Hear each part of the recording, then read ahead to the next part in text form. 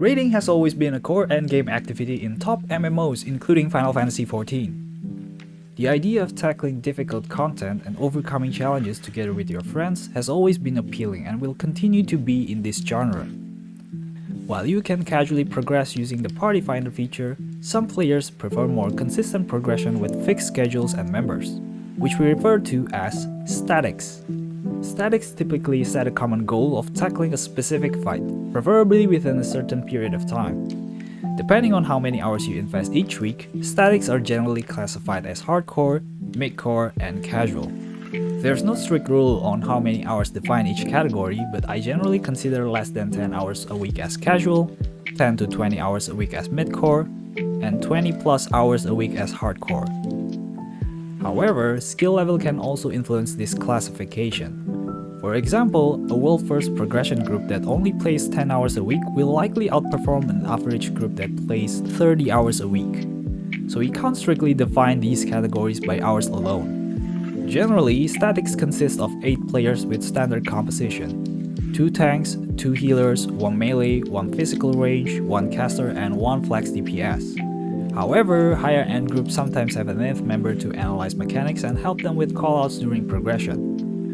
Crafting teams are also necessary for world progression static groups if the Savage tier has a tight window of obtaining crafted gear, which is best installed before Savage, like in the light heavyweight Arcadian Savage tier that just finished. Statics can be formed in various ways. Sometimes it can be just 8 friends playing together, or if you don't have any friends, you can always find groups on Reddit forums or Discord servers focused on recruitment.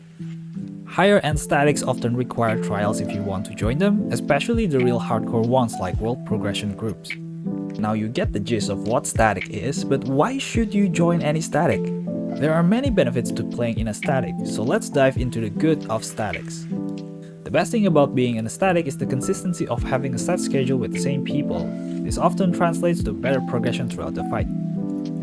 A good example is Phase 2 of T, where Brute Justice and Cruise Chaser require precise coordination. If you run into each other, you explode.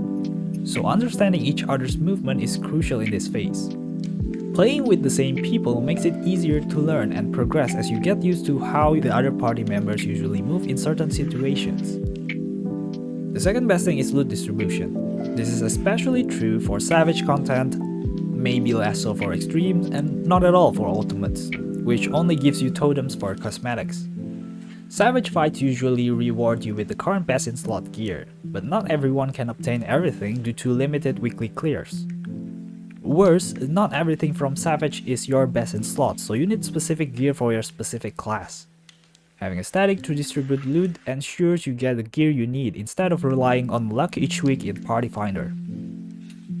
But with all the good comes the bad.